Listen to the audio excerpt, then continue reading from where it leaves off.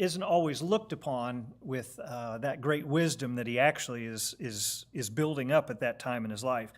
But Solomon, he looks at his son and he says, "My son, if sinners entice thee, if they try to allure you, if they try to tempt you, if they try to persuade you to do something, here's what you do. Don't do it.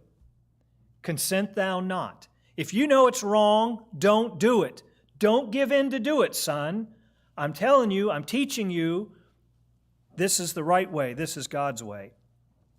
And it says, it gives an example of some things down there later. But the focus tonight is, "My son, if sinners entice thee, consent thou not." Now we have from the 1 John, we talked about ourselves and ourselves being tempted and following after God. And here we have, if sinners entice thee. So we have the lust of the flesh and the lust of the eyes and the pride of life that can lead us astray, or other people can lead us astray. Those are two things to remember. We need to guard our own heart, and we need to guard our relationships and who we hang around and what we do with other folks.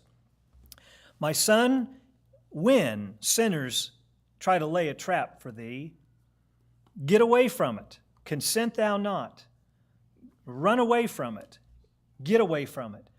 That's pretty good advice. I think Joseph was trying to follow that when he was tempted by Potiphar's wife, and he got out of there. I mean, there wasn't anything else he could do. He got out of there.